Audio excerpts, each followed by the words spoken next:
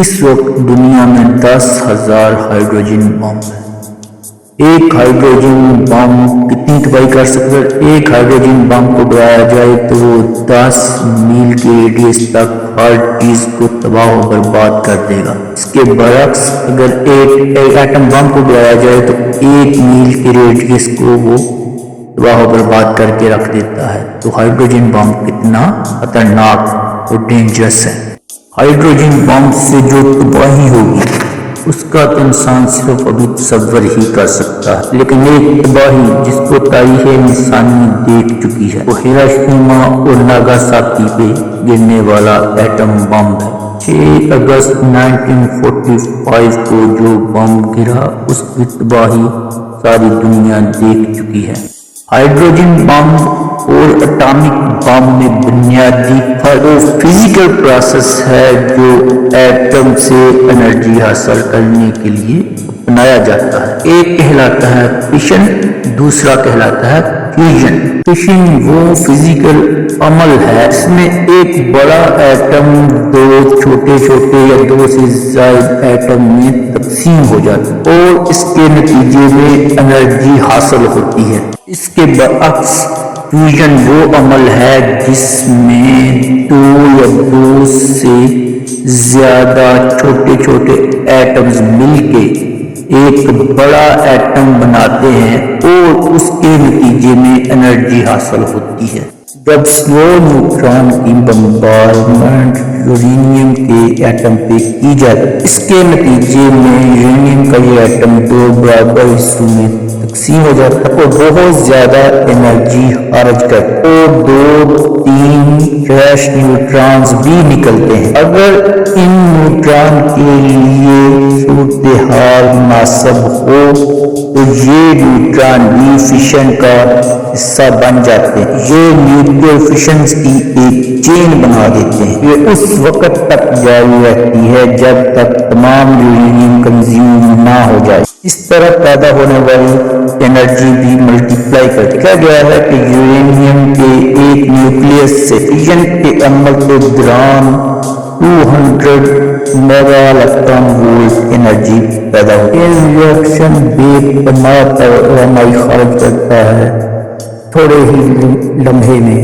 2 second. Fusion کے عمل میں کیونکہ 2 ایٹم مل کے اپنے سے بڑا ایٹم بناتے ہیں، اس کے نتیجے میں بہت زیادہ انرجی خارج ہوتی ہے جو کہ فشن کے مقابلے میں بہت زیادہ ہے۔ یہی عمل سورج میں بھی ہو رہا ہوتا ہے۔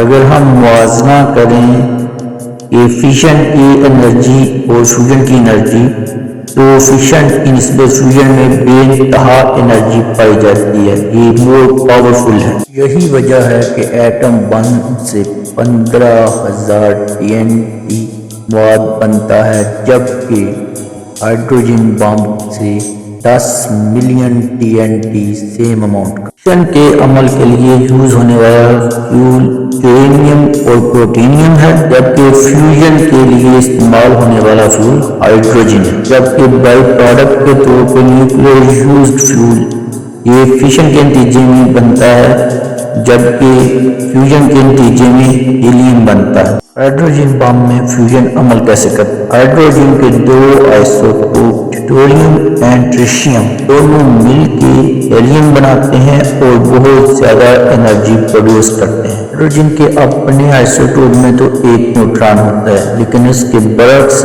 اس کے یہ جو 2 آئسوٹوپ ہیں اس کے اندر ترتیب 1 اور 2 نیوٹران ہوتے ہیں ایڈیشنل۔ تب یہ دونوں آئسوٹوپ ملتے ہیں تو بہت زیادہ انرجی خارج ہوتی ہے کیونکہ ہیلیم کی اپنی بہت کم انرجی ہوتی ہے کیونکہ ان 2 آئسوٹوپ کے ملنے سے بنتی ہے اس سے بہت ہی کم انرجی ریلیز ہوتی ہے اور 1 نیوٹران بھی ریجیکٹ ہوتا ہے۔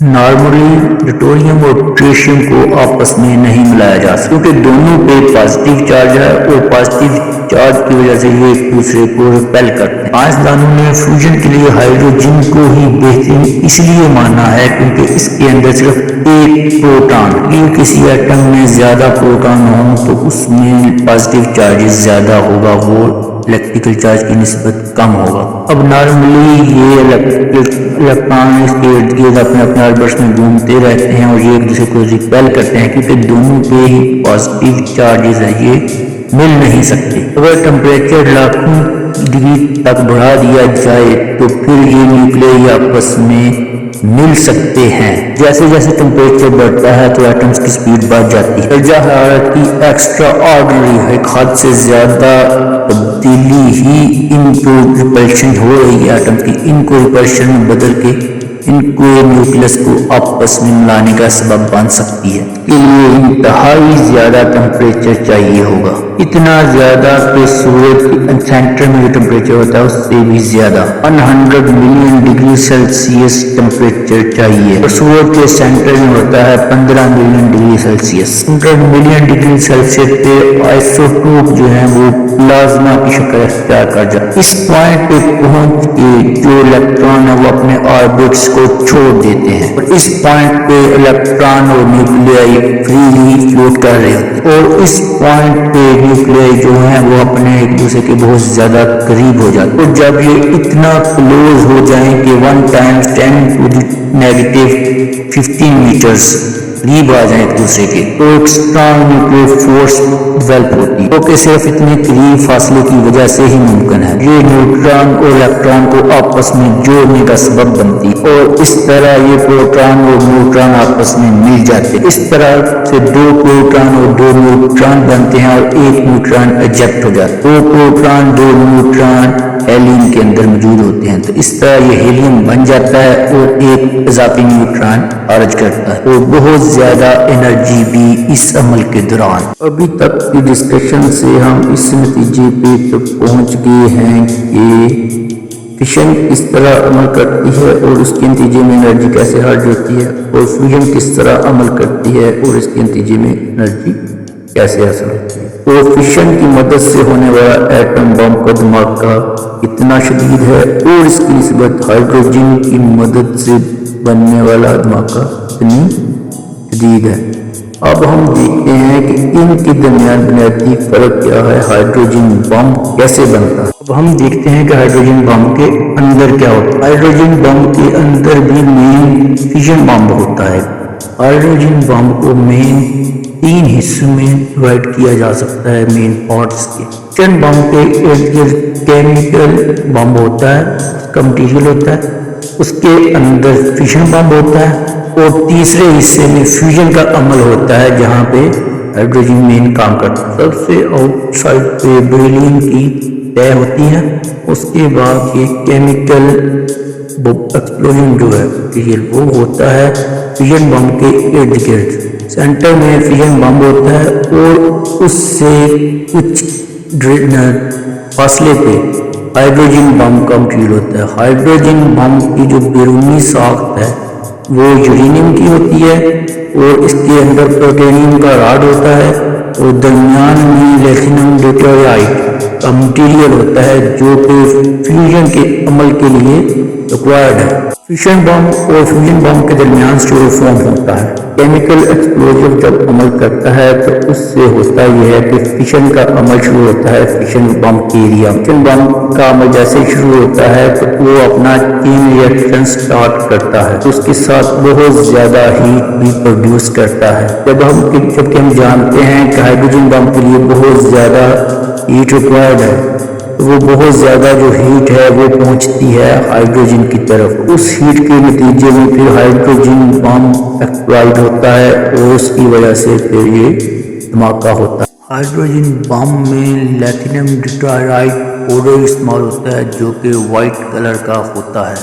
اب ہم ذرا ڈیٹیل سے چیک کرتے ہیں کہ ہائیڈروجن بم کے اندر ریئیکشنز کیسے اور کس طرح ہوتے ہیں۔ سب سے پہلے تو کنونشنل بم جو ہوتے ہیں کیمیکلز وہ ایکسپلوڈ کرتے ہیں فیشن بم کو، اس کے نتیجے میں اسفیئر 239 یہ ہمارے 235 یورینیم کو امپلائڈ کر دیتی ہے اپنے اندر۔ امپلوژن جو ہے کرٹیکل ماس کو جنم دیتی ہے، اور جس کے نتیجے میں چین ریئیکشن شروع ہو جاتی ہے۔ چین ریئیکشن ایٹمز کو تو اسپلٹ کر دیتا ہے اور مزید نیوٹرانز پیدا کرتا ہے، اور وہ مزید نیوٹران اگلے جا کے ایٹم کے ساتھ بھی یہی کچھ کرتے ہیں۔ یہ چین ریئیکشن ایٹامک ایکسپلوژن کا باعث بن جاتا ہے۔ یہ ایکسپلوژنز ہائی انرجی کی گاما ریز اور ایکس ریز کو خارج کرتے ہیں، جو کہ مزید ہیٹ پیدا کر دیتے ہیں۔ جو سٹیروفورم ہے فیوژن بم اور فیوژن بم کے درمیان میں، اس کو یہ پلازما میں ٹرانسفر کر دیتے ہیں۔ ہیلیم لائنز کی جو والز ہیں وہ اس کو فوکس کرتی ہیں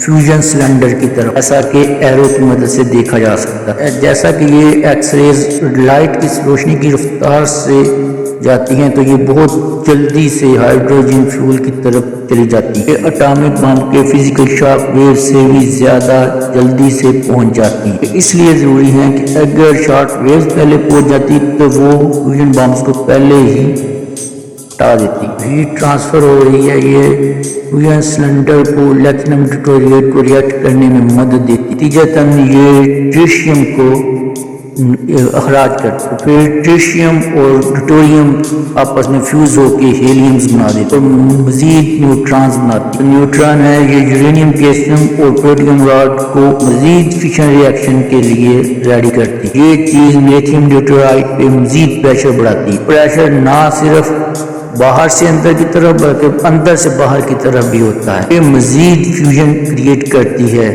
اور اس سے مزید نیوٹرانز خارج ہوتے ہیں اور مزید فیوژن ہوتی ہے۔ یہ ایک پازیٹیو فیڈ بیک بن جاتا ہے، ایک لوپ کی شکل اختیار کر جاتی ہے۔ فیشن فیوژن ریئیکشن بن جاتا ہے، فورتھ یہ ہوتا رہتا ہے، ریئیکشن جاری رہتا ہے یہاں تک کہ ایک بہت بڑا دھماکہ ہو جاتا ہے، ہر چیز کو تباہ کر دیتا ہے۔ اور یہ سب کچھ ہوتا ہے صرف 600 بلین سیکنڈ کے اندر، مطلب ایک سیکنڈ کا 600 بلین جو حصہ ہے اس میں سے بھی 550 بلین سیکنڈ جو ہیں وہ لگتے ہیں فیشن عمل میں، اور فیوژن کو صرف لگتے ہیں 50 بلین ہاف سیکنڈ، اور نتیجتاً 10 ملین تک کا دھماکہ، 500 ٹائم زیادہ پاورفل جو دھماکہ ہیروشیما میں ہوا تھا اس سے۔ یہ ساری انرجی کہاں سے آتی ہے؟ یہ چیز آئنسٹائن کی فیمس ایکویشن E=mc² میں ہے، اس پہ کبھی پھر ڈسکشنز کی رہیں گے۔ اب یہ تو ہم جانتے ہیں کہ اٹامک بم والی یعنی فیشن والی انرجی سے تو ہم انرجی پیدا کر رہے ہیں، بجلی پیدا کر رہے ہیں اور دوسرے اس پہ استعمالات ہیں، تو کیا ہائیڈروجن سے بھی بجلی پیدا کی جا سکتی ہے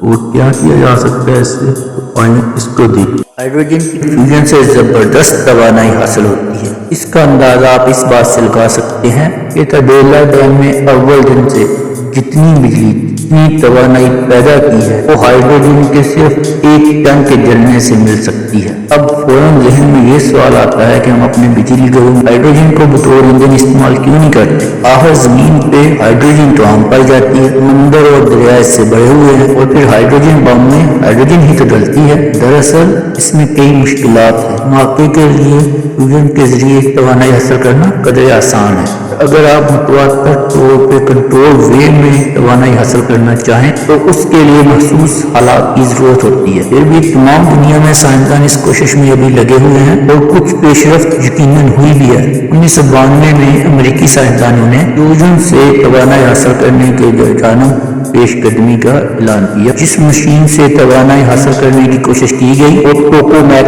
کہلاتی ہے۔ اس میں شدید مقناطیسی قوت کے استعمال سے ہائیڈروجن کے ایٹموں کو ایک ٹائر نما آلے میں قید کیا جاتا ہے، پھر ہائیڈروجن کو خوب گرم کیا جاتا ہے تاکہ اس کا درجہ حرارت 200 ملین ڈگری سی سے تجاوز کر جاتا ہے۔ ایسی مشینوں پہ سائنسدان روس، امریکہ، برطانیہ، جاپان اور کئی دوسرے ممالک میں تجربے کر رہے ہیں اور ان تجربات پہ اربوں ڈالر خرچ کیے جاتے ہیں۔ فیوژن کے ذریعے سے متواتر توانائی حاصل کرنا شاید کبھی ہو بھی سکے۔ دنیا کو تباہ کرنے کے لیے جتنی انرجی استعمال کی جاتی ہے کیا اتنی انرجی دنیا کی فلاح و بہبود کے لیے بھی استعمال ہو سکے گی؟ ہیروشیما پہ جو بم گرانے کے لیے جو یورینیم استعمال ہوا تھا وہ 55 پاؤنڈ رہا، ٹوٹل وزن اس کا 54 پاؤنڈ۔ اگر یہی کام ہائیڈروجن بم سے کرنا ہوتا تو اگر ہائیڈروجن بم 140 کلو گرام استعمال ہو لیکن اس سے جو تباہی ہوگی وہ اس سے 10 گنا زیادہ ہوگی۔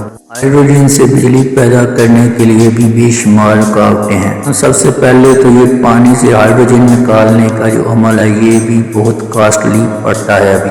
دوسرا یہ کہ ہائیڈروجن ایک بہت ایکسکلوزیو مٹیریل ہے، تو اس لیے یہ بہت زیادہ ایکسکلوزیو مٹیریل ہے، تو اس کے لیے ہینڈلنگ اس کی بہت مشکل ہوتی ہے۔ ہائیڈروجن کی جو اسٹور کرنا ہے وہ بھی ایک بہت بڑا ایشو ہوگا، لیکن جیسے جیسے سائنس ترقی کر رہی ہے، چیزوں میں آسانیاں پیدا ہو رہی ہیں، تو شاید اس سے بھی آسانی ہو سکے۔ اتنی زیادہ محفی انرجی رکھنے والی ہائیڈروجن سے ہم اپنی الیکٹریسٹی یا دوسری مقاصد جو کہ پورا مقاصد کے لیے ہو سکے اس کو استعمال کیا جا سکے۔ اس طرح کی اور معلوماتی ویڈیوز دیکھنے کے لیے میرا چینل سبسکرائب کریں، لائک کریں اور بیل آئیکن پہ پریس کریں۔ انشاءاللہ اگلی مزید ایکسائٹنگ ویڈیو میں ملاقات ہوگی۔